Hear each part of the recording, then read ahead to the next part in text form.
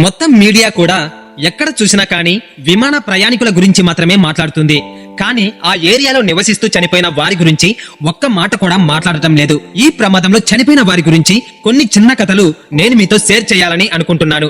ఆకాష్ అనే 13 సంవత్సరాల చిన్న వయసు గల పిల్లవాడు. అతని తల్లి మెడికల్ కాలేజ్ దగ్గర టీ స్టాల్ నడిపేది. ఆ రోజు ఆకాష్ ఒక చెట్టు క్రింద నిద్రపోతున్నాడు. అప్పుడు అగ్ని మంటలతో పడిపోయిన విమానం యొక్క డోర్ అతనిపై పడింది. ఒక్క క్షణంలోనే ఆ మంటలు అతని దహించి వేశాయి. శరీరం పూర్తిగా కాలిపోవడంతో DNA పరీక్ష ద్వారా మాత్రమే గుర్తుపట్టగలిగారు. ఆ తర్వాత షర్లాబెన్ అనే ఈమె బీజే మెడికల్ కాలేజ్ లో కుక్కుగా పనిచేస్తుంది. ఆ రోజు షర్లాబెన్ పని చేయడానికి వస్తూ తన 2 సంవత్సరాల ముద్దుల మనవరాల్ని కూడా తీసుకుని వచ్చింది.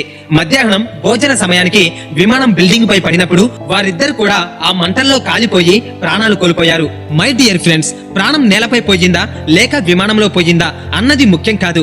ఇకనైనా ఈ మీడియా వ్యూస్ కోసం, పాపులారిటీ కోసం కాకుండా ప్రజల కోసం, సంఘ సేవ కోసం మరియు సామాజిక సేవ కోసం పాటుపడాలని కోరుకుంటూ ఈ ప్రమాదంలో చనిపోయినటువంటి ప్రతి ఒక్కరి ఆత్మకి శాంతి చేకూరాలని కోరుకుంటూ ఈ వీడియోని ప్రతి ఒక్కరికి షేర్ చేయండి, లైక్ చేసి సబ్స్క్రైబ్ చేసుకోండి. Rest in peace.